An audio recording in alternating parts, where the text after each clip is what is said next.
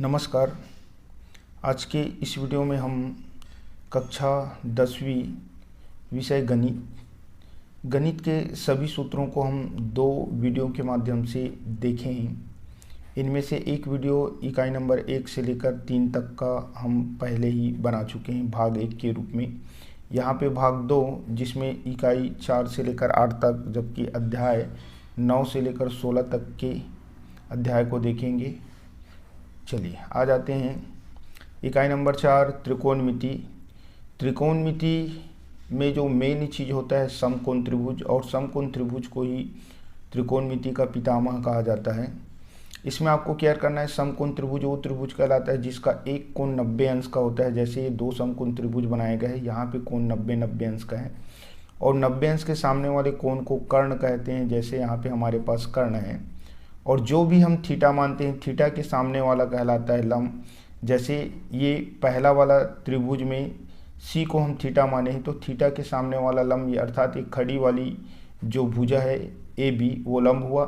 दूसरे वाले में अगर हम देखें तो हमारे पास केयर कर लीजिए आप, ये दूसरा वाले में ए को थीटा माना गया है, तो ए के सामने वाला भुजा अर्थात बी सी क्या कहलाएगा, लंब कहलाएगा। यानी कोई भी समकोण त्रिभुज हो, थीटा जो रहेगा वो ये शो करेगा कि उसके सामने वाला लंब है। कर्ण तो हमेशा वही रहेगा 90 अंश के सामने वाला। जब कर्ण और लंब हमको पता चल जाएगा तो बचा रहेगा वो आधार कहलाता है। ठीक है, अब अपन सूत्र याद करते हैं, उसके लिए आ जाते हैं। इसमें याद करने का तरीका है लाल बटे कका, यानी ऊपर वाला एल ए एल, के ए। एल यानी लंब, ए यानी आधार, और के यानी होता है कर्ण। तो इसके आधार पे यदि हम देखें तो सूत्र किस प्रकार से होगा, तो ये आपका बटे का काम करेगा। साइन थीटा बराबर एल बटे के यानी लंब बटे कर्ण, कास थीटा बराबर आधार बटे कर्ण, टेन थीटा बराबर लंब बटे आधार। अब कोसेक के लिए बोलेंगे तो नीचे से ऊपर की ओर जाएंगे। ठीक है, तो क्या हो जाएगा, के बटे एल यानी कर्ण बटे लंब, सेक थीटा बराबर कर्ण बटे आधार, और कॉट थीटा बराबर आधार बटे लंब। तो ये फार्मूला है जिसके माध्यम से हमें ज्ञात करना होता है। ये 9वीं में आप लोगों को बताया जा चुका है। अब अपन आते हैं, इसी में और फार्मूला है। जैसे यहाँ पे आपको बताया साइन थीटा किसका उल्टा है, ये दोनों क्लियर कर लो। साइन को उल्टा कोसेक, और कोसेक के उल्टा साइन। ठीक है, उसके बाद कॉस थीटा किसका उल्टा है, कास को उल्टा सेक, सेक के उल्टा कॉस। उसके बाद टेन और काट का संबंध है, टेन थीटा बराबर काट, और कॉट थीटा बराबर टेन।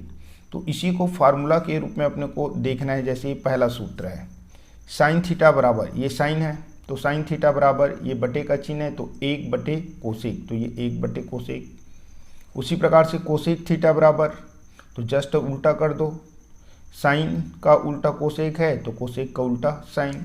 उसी प्रकार से कॉस थीटा बराबर 1 बटे सेक थीटा, या सेक थीटा बराबर 1 बटे कॉस थीटा।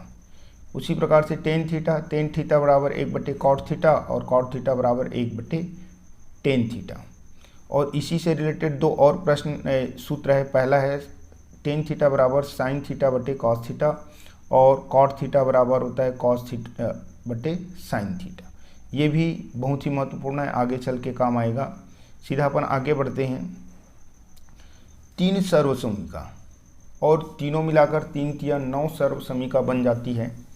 तो पहला सर्वसमीका में आपको केयर करना है, सर्वसमीका को रटना नहीं बल्कि संबंध केयर करना है। पहला सर्वसमीका में हमारे पास है sine square theta plus cos square theta is equal to 1, ये पहला सर्वसमीका। अब इसी को चेंज करेंगे, मान लीजिए, है ना, क्या चेंज करेंगे, यानी साइन को रखेंगे, कास को उधर ले जाएंगे तो माइनस हो जाएगा। तो 1 माइनस, यहाँ पे देख लीजिए, 1 माइनस कास स्क्वायर थीटा बराबर साइन थीटा। अब मान लीजिए हम किसको ले जाते हैं, कास को ले जाते, साइन को ले जाते हैं, तो साइन जाएगा, तो ये प्लस है तो इधर जाके माइनस, यानी 1 minus sine square theta is equal to cos theta. इसमें आपको रटना नहीं है, आपको क्या करना है, ये देख लो, ये साइन है और ये कास है। तो पहला सर्वसमीका में साइन और कास का संबंध रहेगा। दूसरा सर्वसमीका में सी वाले शब्द, एक तो कास है सी वाला, वो तो यूज हो चुका है, तो बचा कॉट और कोसेक। ठीक है, इसमें 2 और इसमें 2, तो बच गए 2 यानी टेन और सेक का संबंध है। संबंध को पकड़ना है। पहला सर्व समीकरण में साइन और कास का संबंध है, दूसरा में सी यानी कॉट और कोसेक का संबंध है, और तीसरा में टेन और सेक का संबंध है। आपको याद नहीं करना है, स्क्वायर के साथ कोई भी फार्मूला रहेगा, जैसे आपको दे दिया जाए ये वाला, ठीक है, ये कोसेक सेक स्क्वायर थीटा -1 बराबर क्या होता है, तो सेक का संबंध किससे है आपको मालूम होना चाहिए, टेन से, तो बराबर 10 लिख सकते हैं। या आपको ये दे दिया जाए 1 माइनस कास स्क्वायर थीटा, तो कास का संबंध किससे है, साइन से, तो बराबर साइन आएगा। ये मैं बताने का प्रयास कर रहा हूँ। चलिए, ये खाली स्थान के रूप में दिया जाता है। 1 माइनस कास स्क्वायर थीटा बराबर क्या होता है, तो कास का संबंध साइन है, तो यहाँ पे हम लिखेंगे साइन स्क्वायर थीटा। यहाँ पे देखिए तीसरा में सेक स्क्वायर थीटा -1, तो सेक का संबंध किससे होता है, टेन, तो टेन स्क्वायर थीटा लिखेंगे, राइट। इसी प्रकार से इनको भी देख लेना, ये तो सूत्र में ही आएगा। साइन स्क्वायर थीटा की जगह दिया है 33, कास स्क्वायर 33, तो इनको हम थीटा मान लेते हैं, तो साइन स्क्वायर थीटा और कास स्क्वायर थीटा बराबर 1 होता है, तो इसका मान 1 आएगा। मान रख के हल करने की ज़रूरत नहीं पड़ेगी। अब देखिए एक चीज़ और बता रहा हूँ कि ये पहला सूत्र है। पहला ही सूत्र यदि याद है तो पूरा ये 8 सूत्र याद हो जाते हैं। कैसे, देखो, ये साइन है, ये कॉस है और ये 1 है। अब हम इनको शुरू में साइन है तो साइन से भाग दे देते हैं, sine theta, sign square theta, sign square theta. अब आप देखो ये साइन साइन कट कर क्या होगा, 1 होगा, राइट। और कॉस स्क्वायर थीटा बटे साइन स्क्वायर थीटा बराबर क्या हो जाएगा, उधर देखे थे हम, cot square theta, right, is equal to 1 upon sine square theta. तो साइन किसका उल्टा है, कोसेक स्क्वायर थीटा। देखो ये आ गया प्रमेय नंबर 2। ये प्रमेय नंबर 1 साइन से भाग दिए तो प्रमेय नंबर 2 आया। अब कास से भाग दे के देखो, ठीक है, तो चलिए कास से भाग देते हैं और देखते हैं, ये दूसरा तो आ गया। अब कास से भाग देंगे तो cos square theta, cos square theta, cos square theta, तो कास वाले कटेगा और ये देखो ये 1 आ गया। साइन स्क्वायर थीटा बटे कास स्क्वायर थीटा बराबर ये टेन थीटा, और 1 अपान कास स्क्वायर थीटा बराबर होता है सेक थीटा। तो यहाँ पे हमारा तीसरा सर्वसमीकरण भी आ गया, ठीक है। चलिए अब अपन आगे बढ़ते हैं। 90 माइनस थीटा यानी पूरक कोणों के अनुपात, त्रिकोणमितीय अनुपात यानी 90 ऋण थीटा बराबर वाला सूत्र याद रखना है। तो इसमें 6 ही सूत्र हैं हमारे पास। पहला है साइन 90 माइनस थीटा बराबर कॉस थीटा, और कास 90 माइनस थीटा बराबर साइन थीटा, एक दूसरे के विपरीत साइन और कास का संबंध है। तो साइन 90 माइनस थीटा बराबर कास और कास 90 माइनस थीटा बराबर साइन। वैसे ही 2 जोड़ा और केयर कर लो, टेन और कॉट का, टेन और काट, तो टेन 90 माइनस थीटा बराबर काट और काट 90 माइनस थीटा बराबर टेन।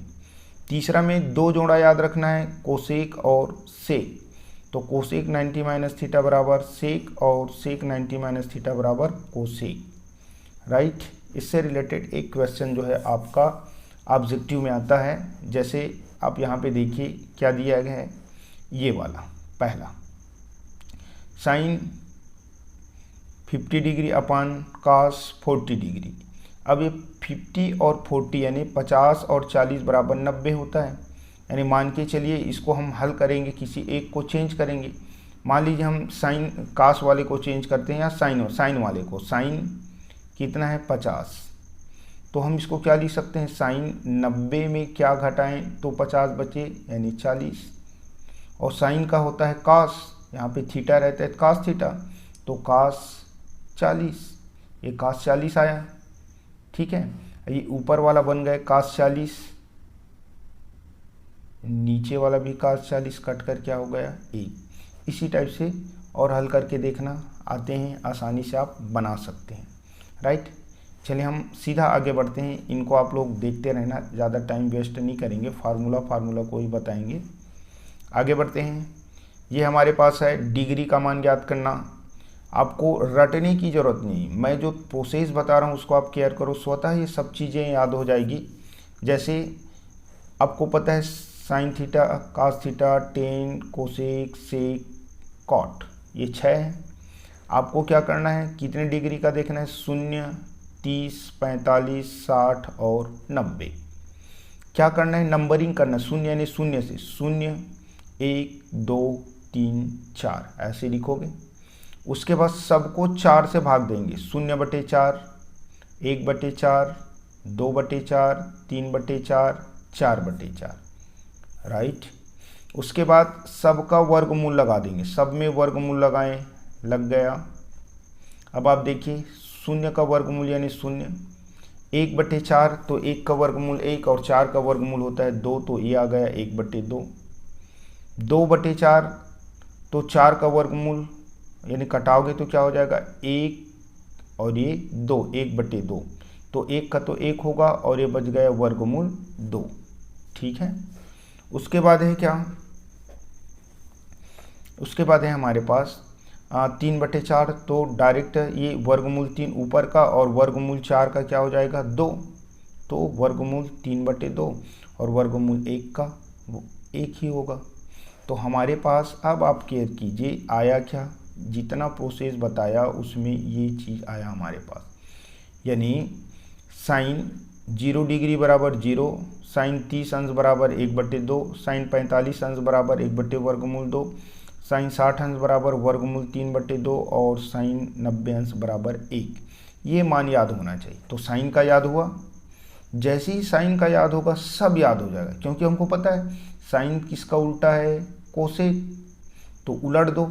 उलटते समय एक चीज़ याद रखना, 1/0 होगा तो वहाँ पे इन्फिनिटिव आएगा और 0/1 होगा तो वहाँ पे 0 आएगा, राइट।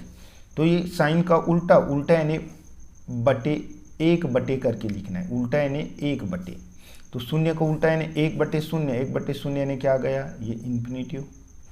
अब 1/2 है तो पलट दो, ये 1/2 है तो उल्टा करोगे तो क्या आ जाएगा 2/1, 2/1 यानी 2, तो 1/2 का उल्टा क्या आया 2, इनको भी उल्टो।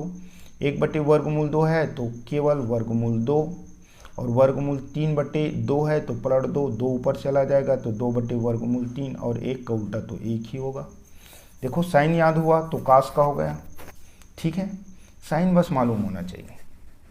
अब आप देखिए ये साइन का याद हुआ, अब नीचे से उल्टा लिखते आओ, साइन का सबसे अंतिम में क्या है 1, तो ये 1 जो है ऊपर चला जाएगा।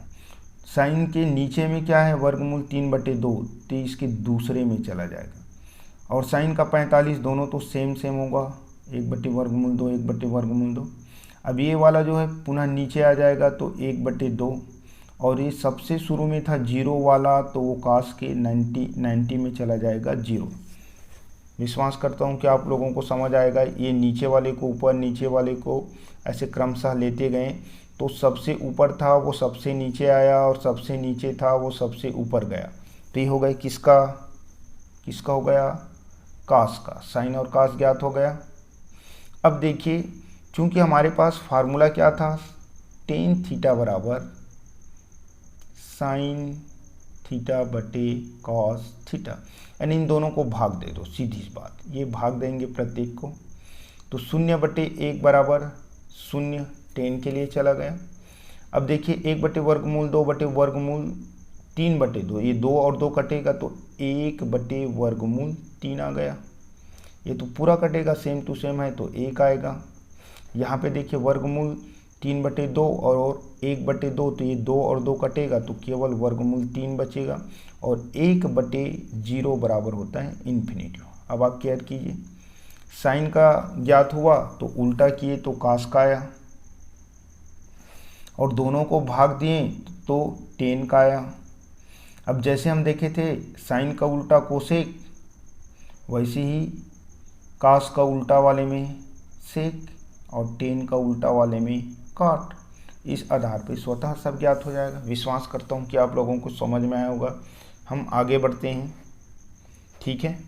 देखो वही चीज़ यहाँ पे बताया हूँ मैं, जैसे ये साइन थीटा है, साइन का 0 अंश बराबर 0, 30 अंश बराबर 1/2, 45 अंश बराबर 1/वर्गमूल 2, 60 अंश बराबर वर्गमूल 3/2, 90 अंश बराबर कितना हो गया, 90 अंश बराबर हो गया हमारे पास 1। अब काश के लिए क्या करना है, उलट देना है। कैसे उल्टा गया है, केयर कर लेते हैं हम। ये देखो यहाँ से जो चालू हुआ है ये अंतिम में क्या है, 90 वाले में 1, तो ये सामने में आ गया। उसके बाद फिर आ जाओ 60 वाले में वर्गमूल 3/2, तो यहाँ पे 30 वाला में आ गया। ऐसे ही क्रमशः चेंज करते जाएंगे, ये यहाँ पे आएगा और ये वाला यहाँ पे आएगा। तो उल्टा किए, यानी नीचे से ऊपर लाएं, उल्टा के बजाय नीचे से ऊपर। ठीक, इसी आधार पे आपको ये भी है, यानी इसमें साइन और कास का और इसमें टेन और काट का उल्टा करने वाले में आएगा ये, राइट। ठीक है, ये शून्य है, 1/√3, 1 वर्गमूल 3 और इन्फिनेटिव, तो इसको भी वही चीज़ किया, इनको यहाँ पे लाया है, इसको यहाँ पे लाया है, इसको सेम जगह ये वाला यहाँ पे और ये शुरू वाला अंतिम। ये भी तरीका आप देख सकते हैं। अब ये कुछ ऑब्जेक्टिव दिया है, साइन 60 अंश का मान क्या होता है, तो साइन 60 अंश का मान होता है वर्गमूल 3/2। टेन 45 अंश का मान क्या होता है, तो टेन 45 अंश का मान होता है कितना, 1, तो यहाँ पे 1। तो इस प्रकार से देख लेना, साइन 45 अंश का मान 1/√3 होता है, तो ये कथन सत्य है। कास 60 अंश का मान 1/2 होता है, तो ये भी कथन सत्य है। टेन 45 अंश का मान वर्गमूल 3 होता है, ये कथन गलत है, बल्कि होता है कितना, टेन 45 अंश का मान होता है 1, राइट। चलिए आगे बढ़ते हैं। ये कुछ गणित है जो फार्मूला भी हम बताए हैं, 90 - थीटा उसी पर आधारित है। एक बस को समझा देता हूँ, ऐसे उधर मैं समझाया था। ये 23 है, साइन 23 और कास 67। 23 और 67 को जोड़ने पर 90 आता है, तो मान के चलिए दोनों सेम में कन्वर्ट हो जाएगा। साइन को चेंज करेंगे तो कास में आ जाएगा और कास को चेंज करेंगे तो साइन में। तो यहाँ पे देखिए साइन 23 है और कास वाले को हम चेंज कर दिए, साइन 23 में दोनों कटकर 1, तो हमारे पास उत्तर क्या आया, 1। इसी प्रकार से आप सभी को देख लेंगे। आगे बढ़ते हैं, अपन सूत्र को प्राथमिकता देंगे। चलिए अपन आ जाते हैं इकाई नंबर 5, ज्यामिति। यहाँ से 1 अंक वाले 3 प्रश्न आएंगे। अब ये हर एक चीज़ लिखा हुआ बहुत महत्वपूर्ण है और ये सभी लिखे हुए पेपर में कभी न कभी आ चुके हैं। सीधे अपन देखते हैं क्या। पहला, ये सर्वांग समता के बारे में और ये समरूपता के बारे में। सर्वांग समता में क्या करो, सर्वधन अंग धन समता। सर्व यानी सभी, अंग यानी जितने भी अंग इसमें दिए रहेंगे, समता यानी समान है। इसमें पता चला सम धन रूपता। सम यानी समान रूप, चेहरे में एक जैसे लगे। जैसे ये छोटा वृत्त है और ये बड़ा, दोनों को देखने पर तो दोनों गोलाकार आकृति में, इसलिए हम बोलेंगे कि ये समरूप है। लेकिन क्या दोनों सर्वांग सम है? नहीं है। जैसे ये आप देखिए, ये 5 सेंटीमीटर वाला त्रिज्या है, दूसरा भी 5 सेंटीमीटर वाला त्रिज्या है, तब इसे बोलेंगे हम सर्वांग समता। सर्वांग समता कहेंगे। और इसमें रूप बस है, एक बड़ा है एक छोटा है, लेकिन दोनों का तो रूप सेम है, इसलिए इनको बोला जाएगा समरूप। ठीक है, इसी को पकड़ना जरूरी है। अब आप देखिए, क्या सभी सर्वांग सम वाले जो है समरूप होंगे? तो होंगे, क्योंकि दोनों का रूप तो सेम रहेगा। अब उल्टा सोचो, क्या सभी समरूप जो है सर्वांग सम हो सकते हैं? तो नहीं हो सकते, क्योंकि सर्वांग सम होने के लिए माप भी सेम होना चाहिए। यहाँ पे दोनों की त्रिज्या डिफरेंस होगा, इसलिए नहीं हो सकता। चलिए उसके बाद ये दूसरा, अब पहला देखो, सर्वांग सम को किससे शो किया जाता है? इस प्रकार से बराबर का चिन्ह नीचे रहेगा, उसके आधार पे शो किया जाएगा। समरूप के लिए केवल और केवल ये जो ऊपर वाला हिस्सा है उनके माध्यम से शो करना है। अब आपके पास आता है दूसरा, सर्वांग सम बहुभुज के संगत कोण बराबर होते हैं। कोई भी बहुभुज हो वो सर्वांग सम कब होगा? जब उसके कोण एक दूसरे के क्या होंगे? बराबर होंगे। जैसे ये त्रिभुज है ABC, दूसरा त्रिभुज है PQR, तो कोण A कोण P के बराबर होंगे, B R के और C Q के। ठीक है, तब ये सर्वांग सम कहलाएंगे, राइट। उसके बाद बोलता है कि इनकी संगत भुजाएं बराबर होती है, यानी संगत भुजा यानी AB भुजा जो है मान लीजिए Q है और ये R, तो PQ के बराबर, AC के बराबर PR और नीचे नीचे का BC और QR बराबर होंगे, तब ये क्या कहलाएंगे, सर्वांग सम कहलाएंगे। राइट, इधर देख लो, समरूप बहुभुज की संगत कोण बराबर होंगे, इसमें भी कोण बराबर, इसमें भी कोण बराबर। इसमें संगत भुजाएं भी बराबर होते हैं, लेकिन इसमें संगत भुजाएं समानुपातिक यानी बटे के रूप में होते हैं, यानी AB बटे PQ हो जाएगा, जबकि इसमें हम क्या बताए थे, AB बराबर PQ बताए थे। तो इसमें बराबर रहेगा और इसमें समानुपात के रूप में रहेगा। ठीक है, ये ऐसे। तीसरा स्टेप, सर्वांग सम त्रिभुज की संगत कोण बराबर होते हैं। जो सर्वांग सम त्रिभुज रहेंगे, अभी जो त्रिभुज को उदाहरण देके समझा रहा था, उसके संगत कोण बराबर होते हैं, साथ ही साथ संगत भुजाएं भी बराबर होती हैं। इसमें दोनों कंडीशन में बराबर होगा, कोण भी और भुजा। जबकि समरूप त्रिभुज में क्या होगा, संगत कोण तो बराबर होंगे लेकिन संगत भुजाएं समानुपातिक यानी बटे के रूप में बराबर होंगे। यही चीज़ दूसरा और तीसरा सेम हुआ। चौथा में आ जाओ, सभी वृत्त की त्रिज्याएं समान हो, यानी मान लीजिए कोई वृत्त बनाते हैं, ये 5 सेंटीमीटर, दूसरा भी बना दे 5 सेंटीमीटर, यानी इसकी त्रिज्या बराबर हुआ, तो वो सर्वांग सम कहलाएंगे क्योंकि सभी बराबर हो जाएंगे। लेकिन सभी वृत्त समरूप होते हैं। ये छोटा वृत्त हो चाहे मैं 10 सेंटीमीटर त्रिज्या वाला लूँ, दिखने में तो सेम रहेगा, समरूप यानी समान रूप वाला होंगे। राइट, उसके बाद है पांचवा, सभी वर्ग सर्वांग सम कब होंगे। वर्ग जो है सर्वांग सम, वर्ग की चारों भुजाएं बराबर और प्रत्येक कोण 90 अंश का होता है। तो सभी कोण 90 अंश का होना चाहिए और सभी भुजा, चारों भुजा बराबर होना चाहिए। और सभी वर्ग जो है, चाहे वो आकार में छोटा हो, बड़ा हो या छोटा हो, दिखने में तो सेम लगेगा, तो सभी वर्ग जो है समरूप होते हैं। उसके बाद छठा है, सभी आयत सर्वांग सम होते हैं यदि, आयत तो जानते हो ये इस प्रकार से आयत, तो आयत के आमने सामने की भुजाएं बराबर होती है और प्रत्येक कोण 90 अंश होते हैं। तो वही बोला गया कि संगत कोण 90 अंश का हो और सम्मुख भुजा क्या हो, बराबर हो। लेकिन समरूप में क्या है, सभी आयत जो है समरूप होंगे। आगे बढ़ते हैं। उसके बाद है जैसे दो त्रिभुज हमारे पास दिया है, दोनों त्रिभुज में क्या क्या खासियत होगी, उन्हीं चीज़ों को हम यहाँ पे देखने का प्रयास करेंगे। समरूप, तो पहला शर्त, ठीक है, दो त्रिभुज जो है, मान लीजिए दोनों त्रिभुज जो है सर्वांग सम होंगे तो क्या कंडीशन होना चाहिए, समरूप होंगे तो क्या कंडीशन होना चाहिए। तो पहला, संगत कोण बराबर होंगे। संगत कोण क्या होंगे, बराबर, दोनों में, इसमें भी संगत कोण बराबर, इसमें भी संगत कोण बराबर। राइट, जैसे ये ए कोण है तो ये पी कोण के बराबर होगा, बी है तो क्यू के, सी है तो आर के, उसी चीज़ को मैं यहाँ पे लिखा हूँ। ठीक है, सर्वांग सम में भी और समरूप में भी संगत भुजाएं, संगत कोण बराबर होंगे, कोण बराबर होंगे, ये याद रखना। लेकिन संगत भुजाएं जो है सर्वांग सम में क्या होंगे, बराबर होंगे। देखो ये बराबर शो किया हूँ, लेकिन समरूप में संगत भुजाएं जो है समानुपातिक यानी अनुपात के रूप में रहेगा और वो भी बीच में बराबर का चिन्ह हो गया। दोनों को समझ गए होंगे। आगे बढ़ते हैं, स्केल गुणांक। दो समरूप आकृतियों की माप में विशेष अनुपात होती है जिसे स्केल गुणांक कहते हैं। ये भी पेपर में आ चुका है। दो समरूप आकृति की माप में विशेष अनुपात को खाली स्थान कहते हैं तो स्केल गुणांक कहते हैं।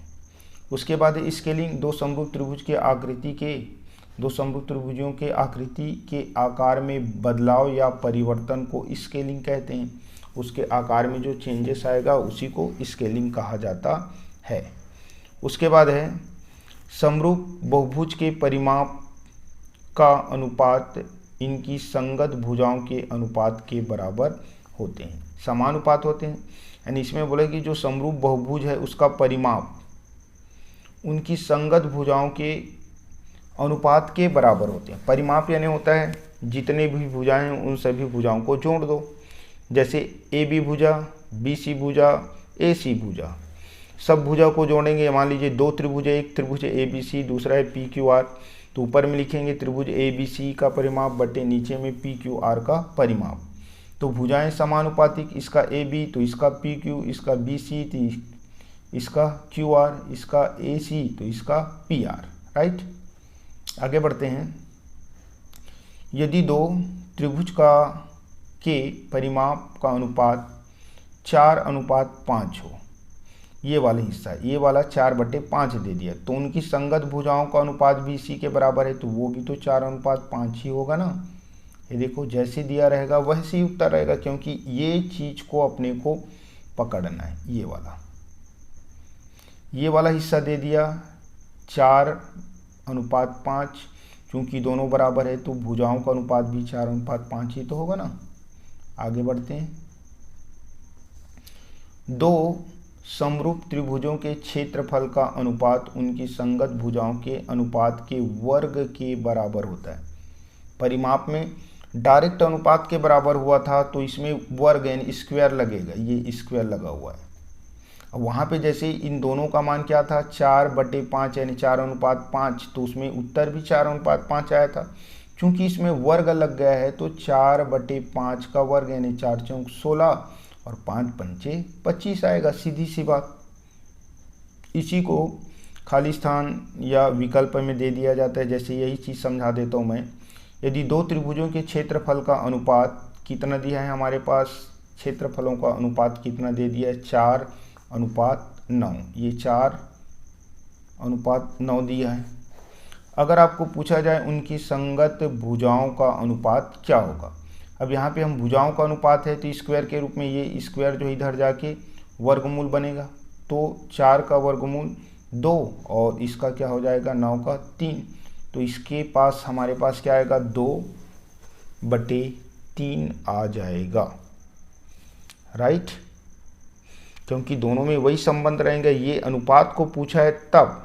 अब दोनों को इक्वल करना चाहेंगे, मान लीजिए इक्वल करेंगे तो ये 4/9 और इधर जो है आपके पास सेम 4/9 का वर्ग ऐसे रखोगे क्या, नहीं, उस आधार पे ये 16 और ये क्या हो जाएगा 9। लेकिन ऐसा नहीं होगा, इसका वर्ग निकल के ये 2 होगा और यहाँ पे क्या होगा 3, तभी तो ये 4/9 ही तो आएगा ना, ठीक। चलिए आगे बढ़ते हैं। पाइथागोरस प्रमेय। पाइथागोरस प्रमेय कर्ण का वर्ग बराबर लंब का वर्ग धन आधार का वर्ग, ये आपको केयर करना है। कई बार बोलता है कि पाइथागोरस प्रमेय लिखिए और सिद्ध कीजिए, तो चलिए इनको लिखना कैसे यहीं पे देख लो।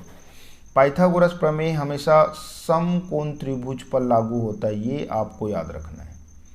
अब ऐसे ही ये प्रमेय याद हो जाएगा।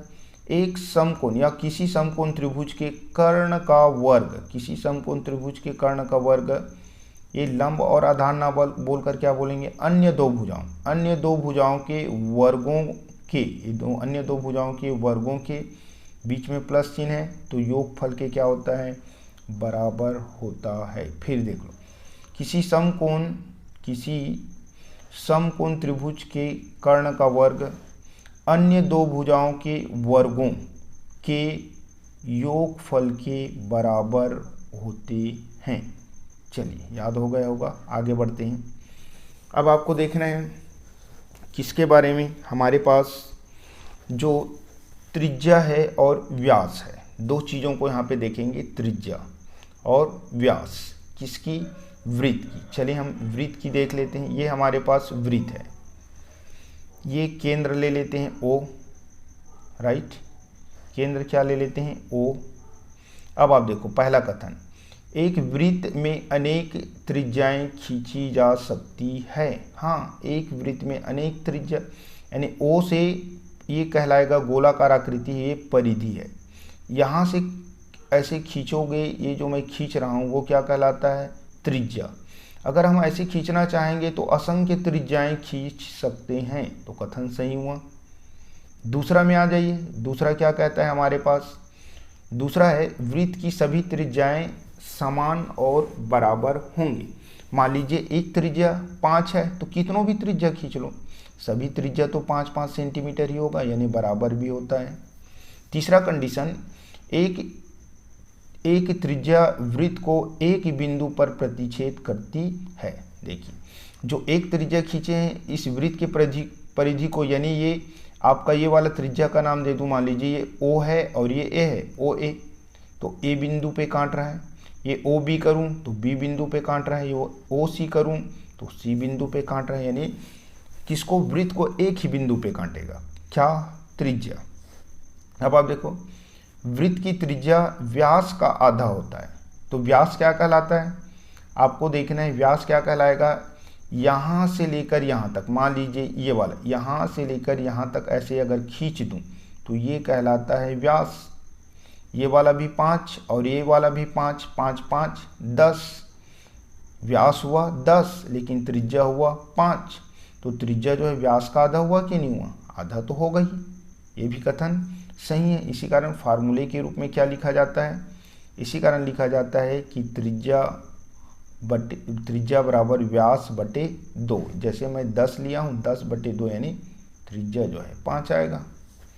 ठीक है, चलिए ये देखो, ये चित्र है हमारे पास, ये जिसमें OA त्रिज्या है बराबर R लिया है, OB भी त्रिज्या है, इसके बराबर भी क्या होगा, R होगा।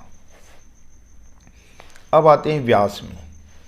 ठीक है, व्यास में भी अपने को क्या करना है, चलिए देखते हैं। एक चित्र बना लेते हैं, ये हमारे पास है चित्र। अब इसमें एक एक कथन को केयर करेंगे।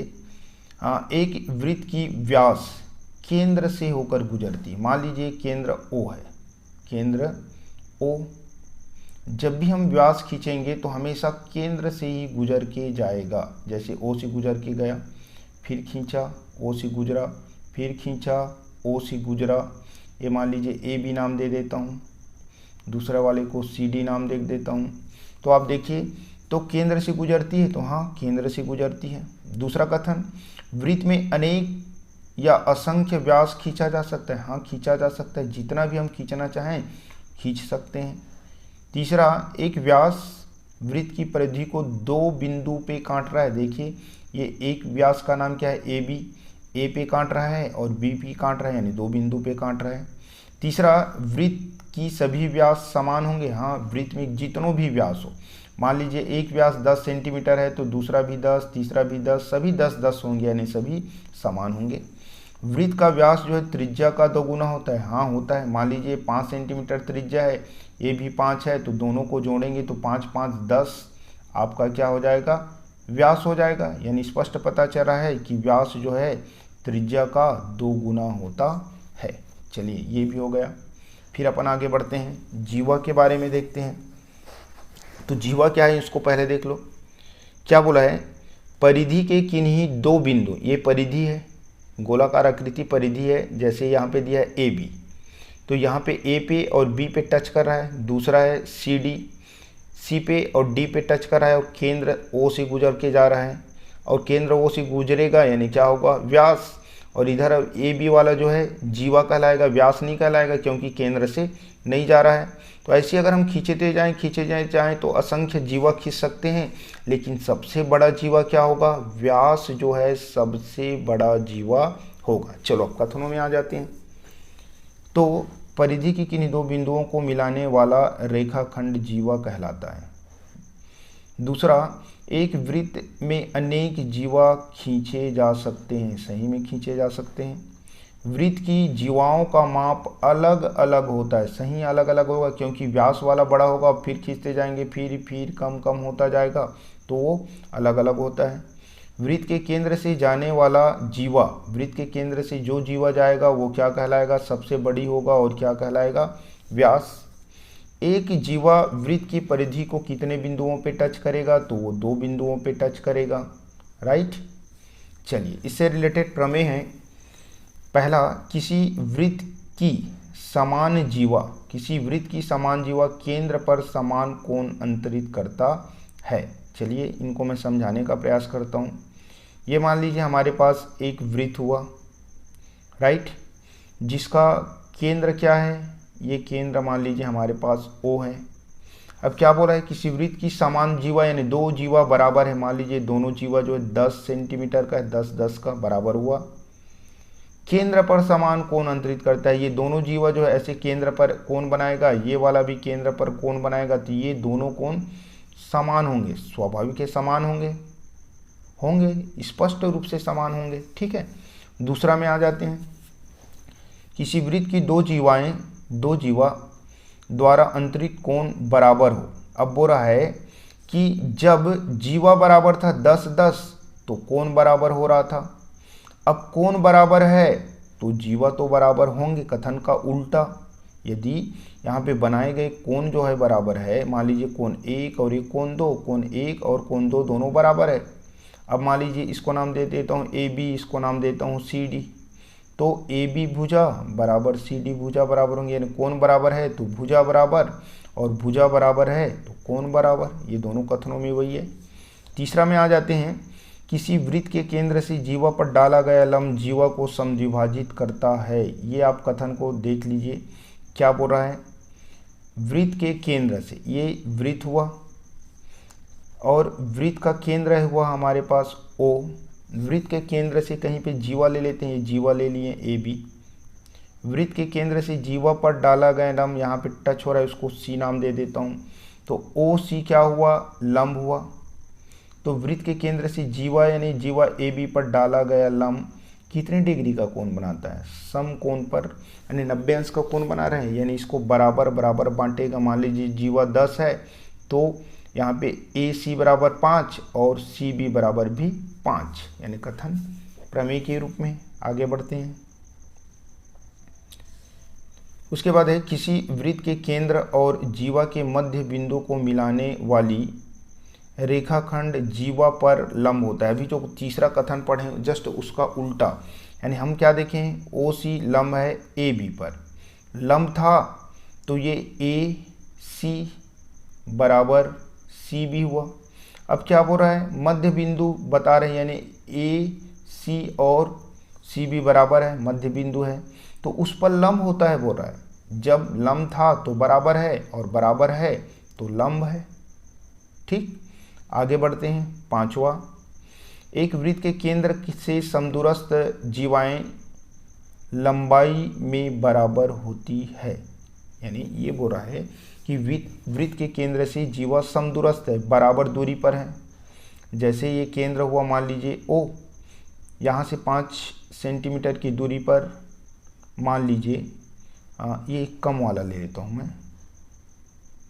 ठीक है, ये जीवा है, इसकी दूरी 5 सेंटीमीटर है। इधर भी जीवा ले लेता हूँ, वो भी 5 सेंटीमीटर की दूरी पर है। दोनों 5-5 सेंटीमीटर की दूरी पर है तो दोनों जीवा जो है, ये वाला जीवा और ये वाला जीवा दोनों क्या हो जाएंगे, बराबर हो जाएंगे, ये बोला जा रहा है। ठीक है, आगे बढ़ते हैं। छठे नंबर में 3 असमरेख बिंदुओं से होकर एक और केवल एक वृत्त खींचा जा सकता है। ये प्रमेय भी सही है। 3 बिंदु ले लो, ये A बिंदु, ये B बिंदु और ये C बिंदु, इसको मिलाएंगे तो एक ट्राइंगल यानी त्रिभुज बनेगा। और परिगत वृत्त बनाते हैं वैसे अगर बनाएंगे तो केवल और केवल एक वृत्त इनसे टच होकर जाएगी, यानी ये कथन है। आगे बढ़ते हैं। 7वां, किसी चाप द्वारा वृत्त के केंद्र पर अंतरित कोण शेष परिधि के किसी बिंदु पर अंतरित कोण का 2 गुना होता है। ये 2 चित्र आपके पास, ये पहला और ये दूसरा इसी कथन को शो कर रहा है। यानी इसमें ये बताने का प्रयास किया है कि चाप द्वारा, चाप मान लीजिए हमारे पास AB, ये एक चाप है, इस चाप के द्वारा केंद्र पर बना कोण, यानी केंद्र पे ये दोनों चाप ये कोण नंबर 1 को बना रहा है। और आपको पता है ये वाला कोण कौन सा कोण कहलाता है, ऋजु कोण या सरल कोण, जिसका माप होता है 180 अंश। तो कोण 1 का मान हमारे पास क्या है, 180 अंश है, ये केयर करना, इसके बराबर 180। ठीक है, तो यहाँ पे क्या बोला है कि केंद्र पर अंतरित कोण शेष परिधि के किसी बिंदु पर बने कोण का 2 गुना होता है। राइट, यानी कोण 1 का माप, अब इसी परिधि द्वारा C पे कोण बनाया गया है तो उसको नाम दे दिया है कोण 2। ठीक है, अब ये बोल रहा है कि 1 का मान जो है, ये कथन को केयर कर लो, ये 1 का मान जो है 2 का 2 गुना होता है। यानी ये वाला जब 180 है तो 2 गुना करना है तो ये वाला कितना हो जाएगा, 90।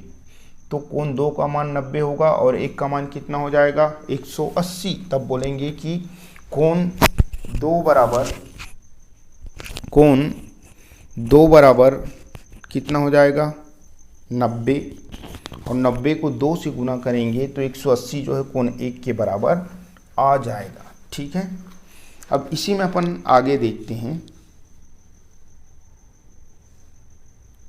सेम वहीं पे यहाँ पे भी बताया है कोण 1 बराबर 2 कोण 2, ये भी होगा। ठीक है, 8वां, अर्धवृत्त पर बना कोण समकोण होता है, यानी कोण 2 ये बता रहे, ये अर्धवृत्त हुआ और अर्धवृत्त पर जो कोण बना है ये वाला कोण, वो कोण कितने अंश का है, समकोण यानी 90 अंश का होता है, ये भी कथन सही है। या वृत्त की परिधि के किसी बिंदु पर व्यास द्वारा अंतरित कोण समकोण होता है, व्यास के द्वारा जो कोण बनाया जाएगा वो कोण क्या होगा, समकोण होगा। चलिए आगे बढ़ते हैं। यहाँ पे दिया है वृत्त का अंश माप, यानी एक वृत्त है, उस वृत्त का अंश माप, ये वृत्त कितने डिग्री का होगा, तो ये वृत्त होगा 360 अंश का। कैसे देखो, ये रिजु कोण 180, इधर भी रिजु कोण 180, दोनों मिलाकर कितना बन जाएगा 360। राइट, आगे बढ़ते हैं। अर्धवृत्त का अंश माप, ये वृत्त है पूरा, इसको आधा कर देंगे तो कुल मिला के 360 था, आधा करेंगे तो इधर 180 और इधर 180, तो अर्धवृत्त का माप कितने अंश का होता है 180 अंश का।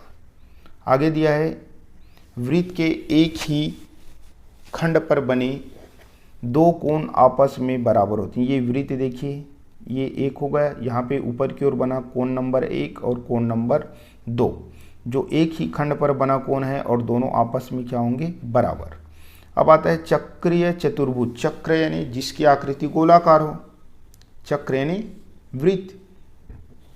अब आपको बताना है चक्रीय चतुर्भुज यानी ऐसे चतुर्भुज जिनके चारों शीर्ष, जैसे देखिए ABCD चतुर्भुज है और इनके चारों शीर्ष ABC और D चारों जो है वृत्त के परिधि पर है, इस कारण से इनको बोला जाता है क्या, चक्रीय चतुर्भुज। चक्रीय चतुर्भुज के चारों शीर्ष जो है वृत्त के परिधि पर होता है। साथ ही साथ इसकी खासियत यह होती है कि चक्रीय चतुर्भुज के सम्मुख कोणों का योग 180 अंश होता है। ये A है, A के सम्मुख क्या है C, तो A और C का योग 180 अंश। ये B है और B के सम्मुख क्या है D, तो कोण D और B और D का योग भी 180 अंश। तो इसी को भी पूछ देते हैं कई बार, चक्रीय चतुर्भुज के सम्मुख कोणों का योग खाली स्थान होता है, तो आपको क्या बताना है 180। 180 को यदि हम 290 में बांटे तो 2 समकोण भी लिख सकते हैं और एक समपूरक कोण लिख सकते हैं। समपूरक कोण में 2 कोण होते हैं, ये समपूरक कोण, ये 1 कोण और ये 2 कोण, और दोनों कोणों का योग होता है 180 अंश। राइट, आगे बढ़ते हैं। वृत्त की स्पर्श रेखाएं, ठीक है, वृत्त की स्पर्श, स्पर्श यानी होता है छूना। वृत्त की स्पर्श रेखा पर स्पर्श बिंदु से जाने वाली त्रिज्या पर लंब होती है। यानी कहने का अर्थ क्या है कि ये वृत्त है, मान लीजिए चलिए ये वृत्त है, इस वृत्त को स्पर्श करते हुए मैं एक रेखा खींच दिया, ये वाला रेखा जो वृत्त को छू के जा रहा है, वृत्त को छू के क्या कर रहा है जा रहा है। मान लीजिए इस रेखा का नाम है AB। अब स्पर्श करते जा रहा है तो ये केंद्र है, केंद्र O से इसको ऐसे जहाँ पे टच करा है वहाँ पे मिलाऊंगा एक त्रिज्या, तो ये C है मान लीजिए, तो OC लंब होता है किस पर, रेखा AB पर, ये बोला जा रहा है। राइट, चलिए अब क्या बताने का प्रयास कर रहा है ये भी अपन देख लेते हैं। दूसरा है किसी बाह्य बिंदु से वृत्त पर 2 स्पर्श रेखाएं खींची जा सकती है। मान लीजिए हमारे पास ये वृत्त हुआ, एक बाह्य बिंदु ले लेता हूँ यहाँ पे मैं A, और ये अंदर में है मान लीजिए, चलो P ही ले लेता हूँ, यहाँ पे P लिया है इस कारण से ये आपका O है। अब यहाँ से खींचूंगा तो एक स्पर्श रेखा अच्छे से यहाँ पे टच होगा, चलिए मैं अच्छे से खींच देता हूँ, ये एक जगह और ये सही जगह। ये आपका मान लीजिए ए है, ये मान लीजिए बी है, एक ये स्पर्श रेखा हुआ, दूसरा ये। तो किसी बाह्य बिंदु से किसी वृत्त पर दो स्पर्श रेखा खींच सकते हैं और दोनों स्पर्श रेखा बराबर भी होते हैं, यानी P A is equal to P B. ये कथन भी हो गया। नेक्स्ट देखते हैं, बाह्य बिंदु से वृत्त पर खींची गई स्पर्श रेखाएं की लंबाई बराबर होती है, यही वाला हुआ। फिर देखते हैं, वृत्त के व्यास पर खींची गई स्पर्श रेखाएं समांतर होती। देखो ये चित्र, ये वृत्त है, यहाँ पे एक स्पर्श रेखा, यहाँ पे एक स्पर्श, और ये दोनों क्या हो गया, समांतर होते हैं, ये भी ठीक है। उसके बाद आता है वृत्त की छेदक रेखा। वृत्त की दो छेदक रेखाएं, यानी ये मान लीजिए हमारे पास एक वृत्त ले लेते हूँ ये। अब इस वृत्त को मैं ये ऐसे खींच दूँ तो वृत्त को ये रेखा जो है दो बिंदुओं पे टच करेगा। कितने बिंदुओं, मान लीजिए ए बिंदु बी, यानी कह सकते हैं कि वृत्त की छेदक रेखा छेद कर जाएगा तो वृत्त को कितने बिंदु पर छेदन करेगा, तो दो बिंदुओं पर, यानी वृत्त की दो बिंदुओं पर प्रतिच्छेद करने वाली रेखा छेदक रेखा कहलाती है। कोई एक रेखा वृत्त को दो बिंदुओं पे प्रतिच्छेद करता है, ये भी खाली स्थान में है कि एक छेदक रेखा जो है वृत्त को कितने बिंदुओं पे प्रतिच्छेद करता है, तो दो बिंदुओं पे प्रतिच्छेद करता है। नेक्स्ट कथन है, वृत्त पर स्थित किसी बिंदु पर अनेक छेदक रेखा खींची जा सकती है। ठीक है, एक बिंदु यानी वृत्त पर स्थित किसी बिंदु पर अनेक छेदक रेखा खींची जा सकती है। हाँ, खींची जा सकती है, यानी यहाँ पे मान लीजिए हम लेके चलते हैं ये एक वृत्त, राइट। अब ये एक बिंदु लेता हूँ मैं, यहाँ पे मैं खींचूँ ऐसे छेदक रेखा, ऐसे छेदक रेखा, ऐसे, यानी कितनों भी खींचा जा सकता है। ठीक, आगे बढ़ते हैं कथन नंबर नेक्स्ट में, बाह्य बिंदु से वृत्त पर अनेक छेदक रेखा खींची जा सकती। सही बात है, खींची जा सकती। ये वृत्त हुआ, मैं एक बाह्य बिंदु लेता हूँ, यहाँ पे छेदक रेखा ऐसे अगर मैं खींचूँ तो कितनों भी खींच सकता हूँ मैं, राइट। ये कथन भी सही है। आगे बढ़ते हैं, त्रिभुज का परिगत वृत्त या परिवृत्त और त्रिभुज का अंतःवृत्त, ये 5 नंबर का आता है चित्र बनाने के लिए और रचना का पद लिखने के लिए। यहाँ पे हम इनके कथनों को देखेंगे। पहला है, किसी त्रिभुज के तीनों शीर्ष को स्पर्श करते हुए, किसी त्रिभुज के तीनों शीर्ष को स्पर्श करते हुए जाने वाले वृत्त को परिगत वृत्त कहते हैं। ये चित्र देखो, ये वृत्त है, ए बी और सी वृत्त को स्पर्श कर रहा है, तो ऐसे जो त्रिभुज बनेगा, त्रिभुज जो है अंदर में रहेगा और वृत्त जो है उसके बाहर रहेंगे, तो उसको बोला जाता है परिगत वृत्त या परिवृत्त। दूसरा कथन है, वृत्त बनाने के लिए दो भुजाओं का लंब समद्विभाजक खींचना पड़ता है। ये त्रिभुज हुआ। अब यहाँ पे भुजा का लंब समद्विभाजक यानी ऐसे खींचा जाता है, ये खींचा जाता है, इसको भुजा का लंब समद्विभाजक कहते हैं। ठीक है, दो भुजाओं का खींचना होता है। तीसरा कथन, दो भुजाओं के लंब समद्विभाजक जहाँ पे मिलेगा, मान लीजिए एक और खींच दिया, जहाँ पे मिलेगा ये बिंदु को परिकेंद्र कहते हैं। जैसे यहाँ पे स्पष्ट पता चल रहा है, परिकेंद्र कहते हैं। उसके बाद है, परिवृत्त का केंद्र त्रिभुज के बाहर और अंदर हो सकता है, यानी कहने का अर्थ है ये वाला जो है त्रिभुज के अंदर है तो त्रिभुज के बाहर भी हो सकता है, ये कहना है, हो जाता है, कोई बड़ी बात नहीं। अब आ जाते हैं कौन सा, त्रिभुज का अंतःवृत्त, यानी ये त्रिभुज है, बाहर में बनेगा इस प्रकार से परिगत वृत्त और अंदर में बनेगा, उसको बोला जाता है अंतः यानी अंदर में बनने वाला वृत्त। कथनों को देखते हैं, किसी त्रिभुज के तीनों भुजाओं को स्पर्श करते हुए जाने वाले वृत्त को अंतःवृत्त कहते हैं। देखो ये त्रिभुज की ये भुजा को यहाँ पे टच, ये भुजा को यहाँ पे टच, ये भुजा को यहाँ पे, तो उसे बोला जाता है अंतःवृत्त। अंतःवृत्त बनाने के लिए दो भुजाओं का कोणार्धक खींचा जाता है। जैसे ये त्रिभुज हुआ हमारे पास, राइट। अब यहाँ पे इस प्रकार से ऐसे एक कोण का खींचेंगे, फिर दूसरा कोण का भी इसी प्रकार से खींचेंगे और जहाँ पे दोनों कटेगा उसको बोला जाता है अंतःकेंद्र। ठीक है, दो कोणों के कोणार्धक के संगमन बिंदु को अंतःकेंद्र कहते हैं। चलिए आगे बढ़ते हैं। यह है हमारे पास दो कोनों के कोणार्धकों के संगमन बिंदु को अंतः केंद्र कहते हैं, ये कथन हुआ।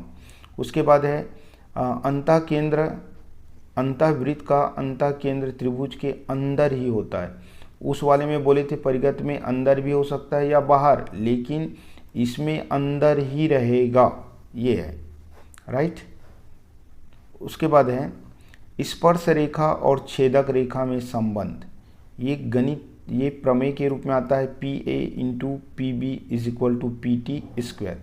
इस चित्र के माध्यम से समझिए, ये आपका हुआ स्पर्श रेखा, तो PT का वर्ग जो है, ये जो छेदक रेखा जहाँ पे 2 पे काट रहा है, यानी PA इंटू PB के क्या होगा, बराबर होगा। ये प्रमेय के रूप में कई बार पूछा जाता है, जैसे थेल्स प्रमेय है, आपका पाइथागोरस प्रमेय है, आपका चक्री चतुर्भुज के 360 अंश वाला है, इनको भी पूछा जाता है और ये भी इम्पॉर्टेंट है।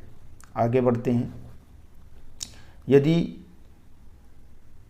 PAB ये वाला छेदक रेखा है जो वृत्त को A और B बिंदु पे काट रहा है, तथा PT स्पर्श रेखा है जो T बिंदु पे वृत्त को स्पर्श कर रहा है, तो इस कथन के आधार पे इनको सिद्ध करने के लिए बोला। एक चित्र यहाँ पे बना है, ठीक है। उसी प्रकार से ये 2 चित्र बनाए हैं और इन दोनों चित्रों में ये यानी PA into PB, PC into PD, ये वाला अगर देखें तो ये PA और PB बराबर है PC और PD का। इनके द्वारा भी गणित बनता है, लेकिन इतने डीप नहीं पूछेंगे आपको। चलिए आगे बढ़ते हैं। अब आप देखिए, परिगत वृत्त बनाने के लिए 5 अंकों का आता है, जिसमें चित्र में 3 अंक और रचना के पद में 2 अंक। यहाँ पे इसको इसलिए शो किया हूँ ताकि मैं आप लोगों को बता दूँ, जब भी कोई परिगत वृत्त बनाना हो, कोई भी परिगत वृत्त हो, तो इसको आप रचना के पद में जाके आंख मूंद के लिख सकते हैं, कोई गलती नहीं होगा, बशर्ते त्रिभुज का नाम ABC हो। ABC के आधार पे लिखा हूँ। अब यही त्रिभुज PQR आ गया, PQR, तो आप क्या करना, A की जगह P, B के जगह Q और C के जगह R लिख देना और सेट हो जाएगा। यह है आपका परिगत वृत्त के लिए। उसी प्रकार से है अंतःवृत्त के लिए भी हमारे पास ब्रह्मास्त्र है। इसमें भी ये वाले को आप लिख दोगे। यहाँ पे मैं आप केयर करो, उसमें ABC था तो यहाँ पे त्रिभुज PQR दिया है। चित्र में 3, रचना के पद में 2, और ये यूनिक है, लिख देंगे, जाके सीधा याद करके लिख दोगे तो आपको नंबर मिलेगा। आगे बढ़ते हैं, इकाई नंबर 6, ठीक है। इसमें केवल और केवल कुछ कथन हैं, उन कथनों को ही देखते हुए हम आगे बढ़ेंगे। यहाँ पे ये याद रखना है, सम संख्या 2 के पहाड़ा में जो संख्या आएगा वो सम संख्या कहलाएगा। 2, 4, 6, 8, 10, 12 से लेकर अनंत तक। विषम संख्या में 1, 3, 5, 7, 9 ऐसे, ये भी अनंत तक जाएगा। अभाज्य संख्या में आप देखिए, अभाज्य संख्या में क्या है, यानी वे संख्या जो 1 और स्वयं के अतिरिक्त किसी और से भाग ना जाए तो उसे अभाज्य संख्या कहते हैं। जैसे 2 1 से जाएगा और स्वयं से, 3 1 से जाएगा और स्वयं 3 से, 5 1 से जाएगा और स्वयं 5 से, तो इसी को बोला जाता है कौन सी संख्या, अभाज्य संख्या। 2, 3, 5, 7, 11, 13, 17, 19, 23 और भी है आगे। अब आप केयर करो, ये सब विषम है, केवल और केवल 2 का छोड़, 2 एक सम अभाज्य संख्या है और बाकी सब क्या है, विषम है, राइट। तो बोलेगा आपको 2 जो है अभाज्य संख्या है या नहीं, ऐसे करके घुमा के पूछेगा तो बोलेंगे आप 2 जो है अभाज्य संख्या है। आगे बढ़ते हैं, कथनों को ही पढ़ूंगा मैं। 2 सम संख्याओं का योग सदैव सम संख्या होती है, यानी 2 सम संख्या को जोड़ते हैं तो सम संख्या होता है। जैसे देख लो, 2 और 4 दोनों सम में, जोड़ेंगे तो 6 यानी सम। ऐसे एक आध 2 जोड़ के देख लेना ताकि गलत ना हो पेपर में। 2 विषम संख्याओं का योग सदैव विषम संख्या होती है। उदाहरण ले लेते हैं, एक विषम संख्या 3 लेते हैं और दूसरा ले लेते हैं 5, जोड़ने पर 8 जो है तो क्या आ गया, सम। जबकि यहाँ पे पूछा है विषम, यानी कथन क्या है, असत्य है। ये देख लो, असत्य, केयर करना, धोखा मत खाना, यानी दोनों विषम को जोड़ेंगे तो सम आएगा। एक विषम संख्या और एक सम संख्या, मान लीजिए एक विषम संख्या लेता हूँ मैं 3, एक सम संख्या लेता हूँ 4, दोनों को जोड़ता हूँ तो 7 यानी विषम संख्या। यानी आपको क्या करना है, एक सम संख्या और विषम संख्या को जोड़ने पर विषम संख्या आती है। उसके बाद पूछा है चौथा, सम संख्या का वर्ग सम संख्या होती है। देख लेते हैं सम संख्या, मान लीजिए 2 लिखता हूँ, 2 का वर्ग आया 4, यानी 4 भी सम संख्या है, यानी कथन सही है। फिर आगे बढ़ते हैं पांचवा, विषम संख्या का वर्ग विषम संख्या होती है। जैसे विषम संख्या 3 है, 3 का वर्ग बोले तो 9, 5 है, 5 का वर्ग बोले तो 25, यानी वास्तव में विषम ही आ रहा है। उसके बाद पूछा है छठा, वर्गमूल 2 एक अपरिमेय संख्या है। वर्गमूल 2 एक अपरिमेय संख्या है, ठीक है। उसके बाद आपके पास क्या पूछा है, सभी अभाज्य संख्या विषम होती है। जितने भी अभाज्य संख्या है क्या वो विषम होती है? नहीं, बल्कि 2 जो है एक सम अभाज्य संख्या है, इसी कारण से ये असत्य है। आगे बढ़ते हैं, वर्गमूल 2 एक परिमेय संख्या है। उधर पढ़ें कि वो ये अपरिमेय संख्या, तो यहाँ पे प्रमेय बोल रहा है, परिमेय संख्या, तो ये कथन असत्य। यानी ए अंतर्भाव बी को गणितीय कथन के रूप में लिखिए। यानी ये ए बराबर का तीर वाले जो है बी, इसको अंतर्भाव के रूप में शो किया जाता है। उसके बाद है कौन सा 10वां, कुछ वास्तविक संख्या अपरिमेय संख्या होती है।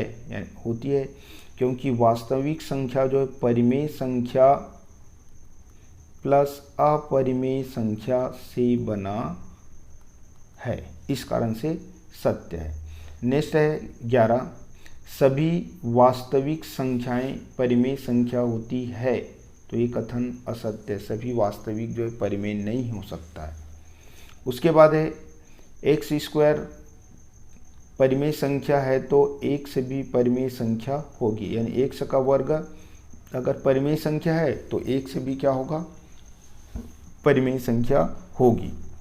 यहाँ से एक निश्चित आएगा पेपर में। 12वां एक्स स्क्वायर हो गया। उसके बाद 13वां आ जाते हैं, दो भुजाओं का गुणनफल उन दोनों संख्याओं से बड़ा होगा। सही बात है, एक संख्या 2 एक संख्या 3, इनका गुना करेंगे 6, तो 6 जो है 2 से भी बड़ा है और 3 से, ये बोला है। नेक्स्ट 14, किसी संख्या का गुणज उन संख्याओं के सभी गुणनखंडों का गुणज होता है। तो एक भी कथन सही है।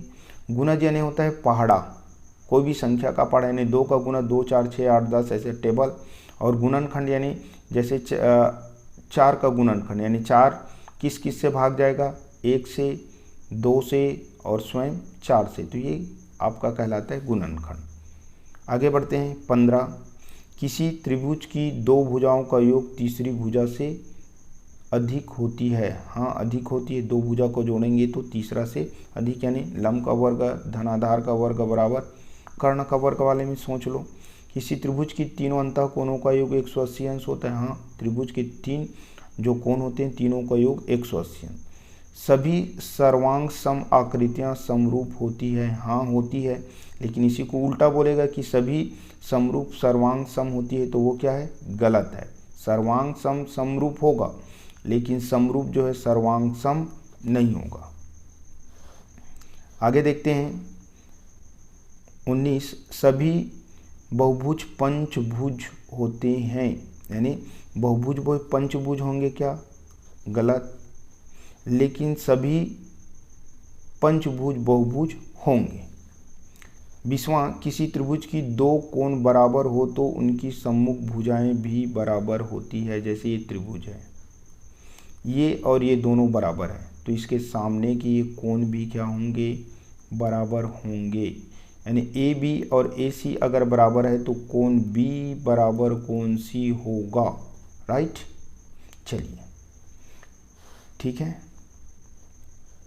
आगे देखते हैं। कुछ गणित है, ये गणित को मैं यहाँ पे समझा के टाइम वेस्ट नहीं करूँगा, आप लोग समझ लेना, ये आने की संभावना रहता है 3 नंबर में।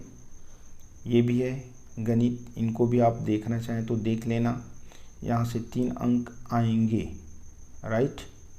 चलिए आगे बढ़ते हैं। इकाई नंबर 7, इस इकाई से ये जो अभी स्लाइड देख रहे हैं इससे एक निश्चित तौर पे पेपर में आएगा। देखिए कुछ नहीं रखना है, आपको क्या बोला है, पृष्ठ या फलक या आपका क्या है आकृति, चित्र। तो घन की आकृति कैसा होता है, वर्गाकार, जबकि घनाभ की आकृति कैसा होता है, आयताकार। जैसे माचिस का जो डिब्बा है वो आपका आयताकार है, राइट। घनाभ के समान है और उनका हर एक पृष्ठ, हर एक फलक जो है कैसा है, आयताकार है, राइट। या आप जो कमरे में बैठे हैं वो भी आपका घनाभ का ही उदाहरण है। तो आकार हो गया घनाभ का आयताकार और घन का वर्गाकार। अब बाकी सब सेम रहेगा। पहला पूछेगा मान लीजिए पृष्ठ या फलक की संख्या, राइट, यानी घनाभ और घन दोनों के 6 होते हैं, पृष्ठ या फलक 6, राइट। जैसे आप माचिस की तीली में ले लें या आप कमरे में बैठे हैं उसी को ले लो, कमरे में कुल 4 दीवार हुआ, ऊपर एक नीचे एक, तो 4 और 2 6, तो यही फलक होगा, सीधी सी बात। शीर्ष अगर बोलें तो माचिस की तीली में केयर करो या आप जो मकान में बैठे होंगे उसको केयर करो, ऊपर में 4 कॉर्नर होगा और नीचे में 4, उसी को शीर्ष बोलेंगे। ऊपर में यानी 3 भुजा जो आके मिलेगा वहाँ पे 1, फिर वहाँ पे ऐसे करके ऊपर में 4 नीचे में 4, यानी 8 हो जाएगा इसकी संख्या। उसके बाद कोरों की संख्या, कोर आप अगर देखेंगे तो ऊपर में 4 यानी लंबाई वाला 4, लंबाई वाला 2 रहेगा और चौड़ाई वाला 2, तो ऊपर में 4 नीचे में भी 4, और 2 दीवार जो नीचे से लेकर ऊपर तक जुड़ा रहेगा वो भी 4 होंगे कोर, तो कुल हो जाएंगे आपके पास 12।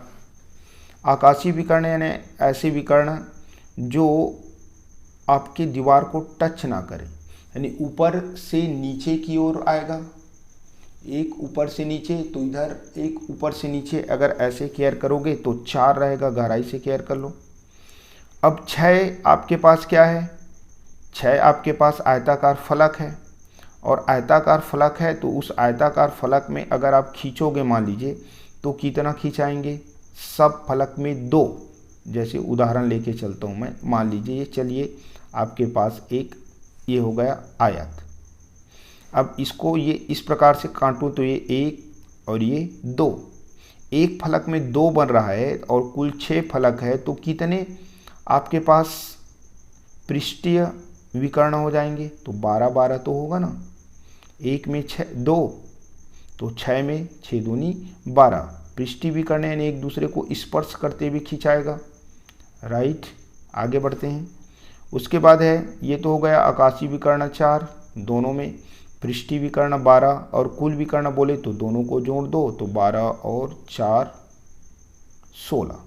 अब मौखिक याद रखना, देखो कैसे, घन और घनाभ दोनों में फलक या फलकों की संख्या, पृष्ठ या फलकों की संख्या 6।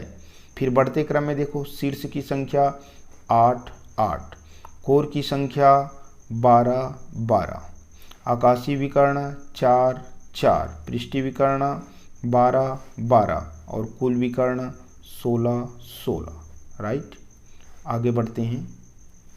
ये सूत्र है हमारे पास घनाभ का। तो घनाभ का आयतन बोलेगा तो लंबाई गुणित चौड़ाई गुणित ऊंचाई, जिसे ABC से शो किया जाता है, और इसकी लंबाई चौड़ाई और ऊंचाई तीनों अलग अलग माप के होते हैं, जबकि घन में तीनों बराबर होते हैं। तो तीनों को भुजा गुणित भुजा गुणित भुजा यानी भुजा का त्रिघात। चूँकि सेंटीमीटर का लोगे 1 सेंटीमीटर फिर सेंटीमीटर फिर 3 बार है, तो इसको लिखते हैं सेंटीमीटर का त्रिघात यानी घन, इसको बोला जाता है घन। तो इसका मात्रक या इकाई होता है घन सेंटीमीटर दिया गया तो घन सेंटीमीटर, मीटर दिया है तो घन मीटर लिखेंगे। ये इकाई में आपका नंबर करते हैं, इसको पकड़ना। उसके बाद ये संपूर्ण पृष्ठ का सूत्र 2 ब्रैकेट में A + B AB + BC + CA। तो इसमें तो ये सब A ही कहलाएंगे, A गुणित यानी A का वर्ग, BC गुणित B का A का वर्ग, फिर A का वर्ग यानी 3 हुआ और 3 दूनी 6 यानी 6 A का वर्ग। और चूंकि यहाँ पे पृष्ठीय क्षेत्रफल है, इसकी इकाई क्या होता है, वर्ग इकाई। सेंटीमीटर रहेगा तो वर्ग सेंटीमीटर हो जाएगा। विकर्ण के लिए सूत्र है √a² प्लस b², राइट, और इसमें आ जाएगा a√2। आकाशीय विकर्ण के लिए सूत्र हो जाएगा, तीनों शामिल हो जाएंगे। पृष्ठीय विकर्ण के लिए a² प्लस b था तो इसमें तीनों आएंगे, यानी a² plus b² plus c²। तो इसमें क्या हो जाएगा, a कॉमन निकलेगा तो a√3। इकाई सेंटीमीटर रहेगा, सेंटीमीटर, मीटर रहेगा तो मीटर। आगे बढ़ते हैं। बेलन का सूत्र, शंकु का सूत्र, गोला का सूत्र, अर्धगोला का सूत्र और इनकी मात्रक यहाँ पे दी गई है चार्ट के माध्यम से। ये हम बेलन का चित्र है, ये शंकु का है, ये गोला का है और ये अर्धगोला का चित्र है। ठीक है, इनके सूत्रों को क्लियर कर लो। जैसे बेलन का आयतन का सूत्र है πr²h, राइट, πr²h। ये 2 को सामने ला दो तो वक्र पृष्ठ का सूत्र बन जाएगा तो 2πrh, राइट। उसके बाद ये संपूर्ण पृष्ठ का सूत्र है 2πr ब्रैकेट में r प्लस h, राइट। अब आप देखिए जो बेलन के आधार की आकृति, ये वाला आकृति कैसा है, बेलन यानी जैसे पाइप हो तो पाइप गोल होता है, यानी हो गया वृत्ताकार रहेगा। और वृत्त के क्षेत्रफल का सूत्र है πr², और वृत्त की परिधि या परिमाप का सूत्र है 2πr। इसको तो हमेशा आप यूज़ करते आए हैं, राइट। शंकु में आ जाते हैं। शंकु का आयतन का सूत्र क्या हो जाएगा, तो 1/3 πr²h। वक्र पृष्ठ का सूत्र है πrl। संपूर्ण पृष्ठ का सूत्र है πr ब्रैकेट में r प्लस l, जहाँ पे पाई का मान होता है 22/7, r यानी त्रिज्या, h यानी ऊंचाई, l यानी होता है तिर्यक ऊंचाई। उसके बाद इनका आधार अगर लेके चलें, जैसे टोपी रहता है ना, जो टोपी रहता है इसे ऊपर की ओर वाला, या आप लोग जो आइसक्रीम खाते हैं कोन, वो कोन ही एक प्रकार से शंकु है। नीचे वाला भाग वृत्ताकार होता है, यानी आपके पास आधार का क्षेत्रफल यानी वृत्त का क्षेत्रफल यानी πr², और परिधि बोले तो 2πr। इसमें भी सेम लागू होगा, गोला में भी सेम है ना, और अर्धगोला में भी सेम, इसलिए इनको बार बार रिपीट नहीं करूँगा, आगे ही देखूँगा। ठीक है, तो यहाँ पे अपन देख लिए शंकु का। अब आ जाते हैं किसका, गोला का। गोला का आयतन का सूत्र है 4/3 πr²। उसके बाद गोले का जो वक्र पृष्ठ है उसको पृष्ठीय क्षेत्रफल शब्द बोलते हैं, और इसका सूत्र है 4πr², राइट। और इसकी भी आकृति होती है गोलाकार, गोला यानी बाल ले लो, बॉल खेलते हैं वाला। उसके बाद है हमारे पास कौन सा, अर्धगोला। अर्धगोला का आयतन का सूत्र है, इसका आधा हो जाएगा 4/3 है, इसको 2 से भाग दोगे तो 2 दूनी 4 यानी 2/3 πr²। इसको भी 2 से भाग दोगे 4 को यानी 2 तो 2πr। और संपूर्ण पृष्ठ के लिए इसमें संपूर्ण पृष्ठ नहीं, जबकि इसमें है यानी 3πr², और इनकी भी आकार होता है वृत्ताकार। अब आप केयर करना, आयतन का मात्रक घन में रहेगा, और वक्र पृष्ठ का संपूर्ण पृष्ठ का दोनों का वर्ग में रहेगा, राइट। अब यहाँ पे आपके पास ये वाले में भी वर्ग रहेगा, क्षेत्रफल शब्द आएगा, और परिधि में तो जो दिया रहेगा वही रहेगा। ठीक, आगे बढ़ते हैं। जल्दी बता रहा हूँ ताकि टाइम ज़्यादा वेस्ट ना हो।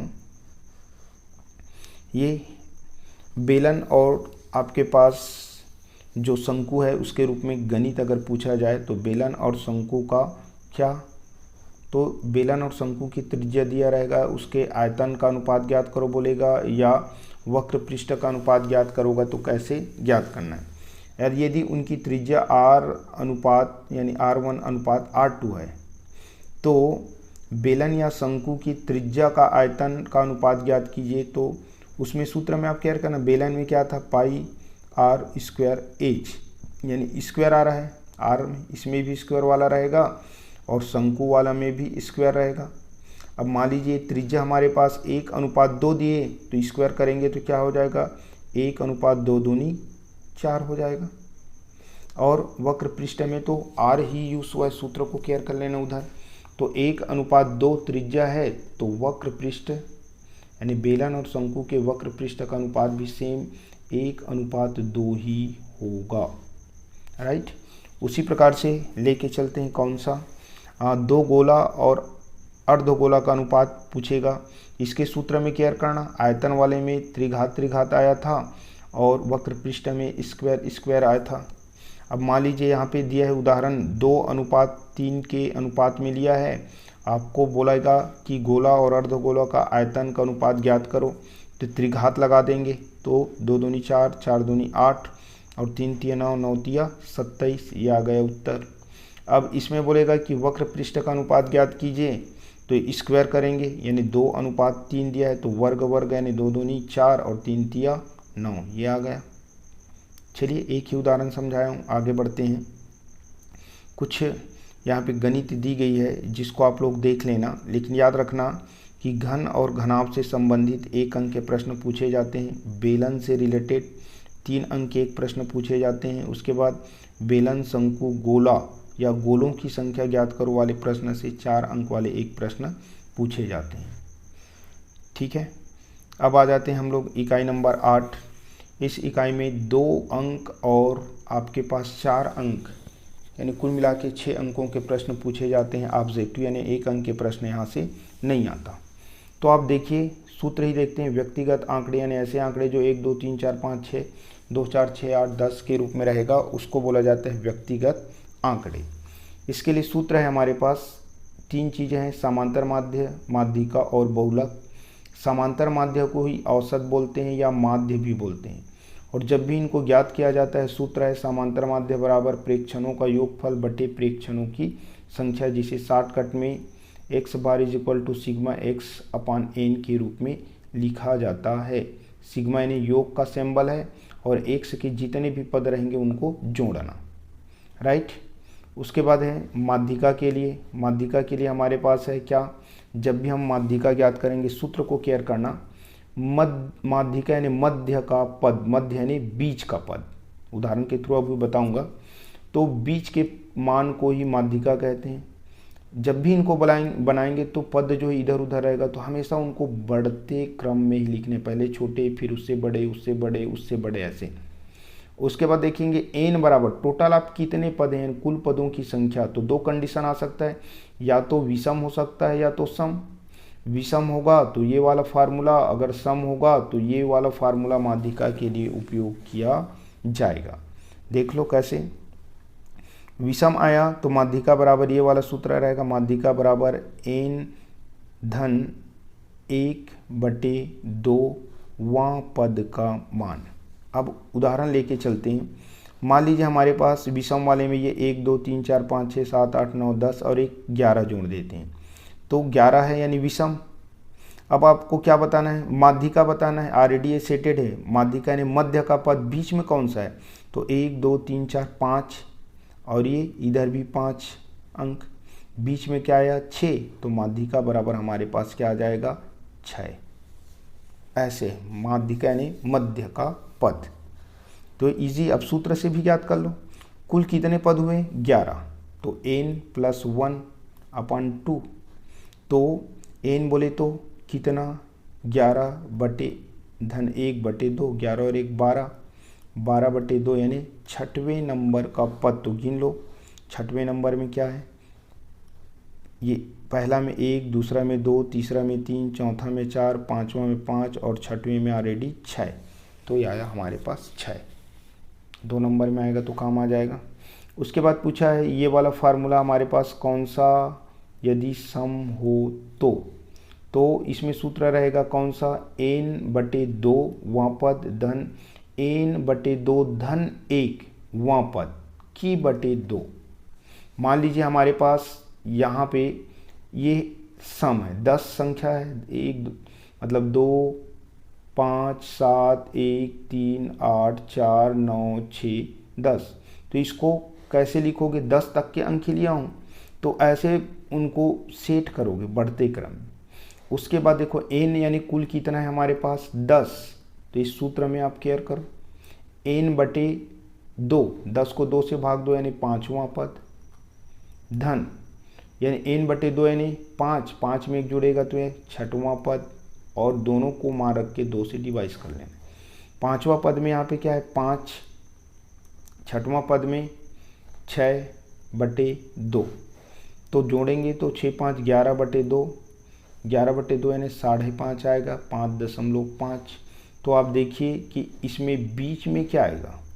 अब आप देखिए 10 के बीच में ये दोनों रहेगा, अब इसके बीच में ढूंढोगे तो 5.5। आगे बढ़ते हैं।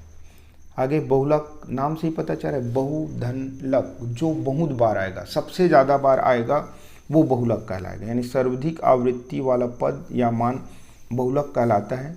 जिस पद या जिस मान की आवृत्ति सर्वाधिक होगी वही बहुलक होगा।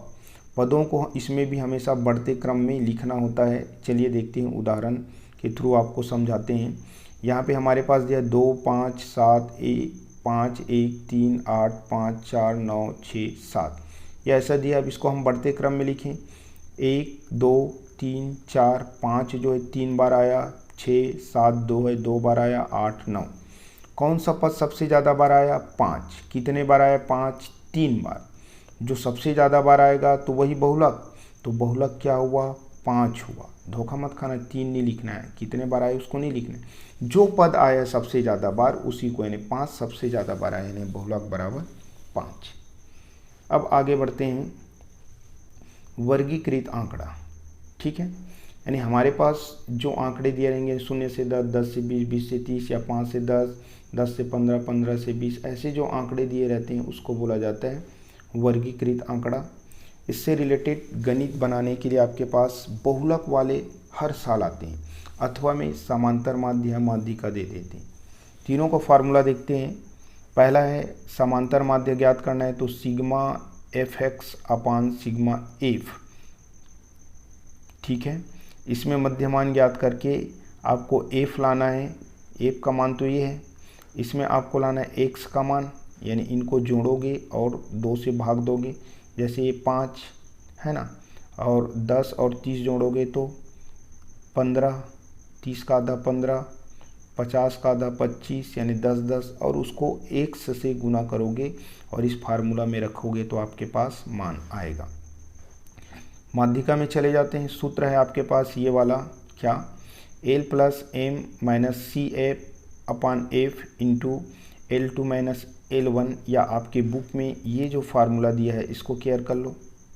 माध्यिका बराबर L यानी निम्न सीमा n/2 ऋण सी F upon F into H, जहाँ पे L जो है माध्यिका वर्ग की निम्न सीमा है, n जो है प्रेक्षणों की कुल संख्या यानी आवृत्ति फ्रीक्वेंसी है, सी एफ यानी माध्यिका वर्ग के ठीक पहले की संचयी आवृत्ति, एफ जो है क्या है? माध्यिका वर्ग की आवृत्ति, और एच जो है माध्यिका वर्ग का माप, यानी उच्च सीमा में निम्न सीमा को घटाएंगे तब ये आता है। ये सूत्र में हुआ। आगे बढ़ते हैं। माध्यिका के लिए हो गया अपना। अब आ जाते हैं बहुलक। बहुलक के लिए सूत्र है आपके बुक में जो दिया है ये वाला सूत्र। क्या दिया? L ब्रैकेट में F1 माइनस F0 अपान 2 F1 minus F0 minus F2 into H। यहाँ भी केयर कर लो। L जो है बहुलक वर्ग की निम्न सीमा, F जो है बहुलक वर्ग की ठीक पहले की आवृत्ति, F2 बहुलक वर्ग की बारंबारता यानी उसी वर्ग की आवृत्ति, F1 जो है उसके बाद F2 बहुलक वर्ग के ठीक बाद की आवृत्ति, और H यानी वर्ग अंतराल यानी L2 में L1 को माइनस करने पर आता है। अब आप केयर करना, ये जो सूत्र है इसमें कंफ्यूज हो जाओगे तो 10/102 याद रखना, यानी F1 माइनस F0 10 हुआ। अब ये 2 रखना, उसके बाद F1 minus F0 minus F2, ये अंदर वाला आपका याद हो जाएगा 10/102। अब देखो ये पेपर में आएगा, जैसे ये प्रश्न है हमारे पास, तो आप ये केयर करना, ये जो आवृत्ति है जैसे 4 है, 5 है, 16 है, 12 है, 6 3 है और 2 है। सबसे ज़्यादा क्या है? ये 16 है सबसे बड़ा। तो उसके बाद आपको क्या करना है? देखो पेपर में इसको तो नहीं बनाना है, कुछ नहीं करना है, ऐसे आपको सेटेड कर देना है ये, ठीक। ये L1 100 L1, 150 L2, ये F0 5, F1 16 और F2, ऐसे सेट करके लिखना। अब देखो इस सूत्र में हमें जितना भी मान रखना है वो सब आ गया। L1 और L2 यानी ये L1 जो है इसका मान हुआ L का, F0 का मान 5, ये F0 का मान रखना है, F1 का मान 16 और F2 का मान कितना 12, इन मानों को यहाँ पे रखना है। और H का मान यानी क्या हो जाएगा, L2 में L1 को माइनस कर देना, फिर आ जाएगा आपके पास। तो ऐसे ही उसमें बना लेना प्रश्न पत्र में और इन मानों को यहाँ पे लिख देना, तो आपको निश्चित तौर पे अंक मिल जाएंगे, 4 में से कम 2। पुनः आप सभी को वीडियो देखने के लिए बहुत बहुत धन्यवाद। वीडियो अगर अच्छा लगे तो अपने लाइक कीजिए, अपने मित्रों को शेयर कीजिए ताकि उनको भी बेनिफिट मिले, और सब्सक्राइब कीजिए। पुनः आप सभी को वीडियो देखने के लिए बहुत बहुत धन्यवाद हमारे चैनल में आप लोगों का।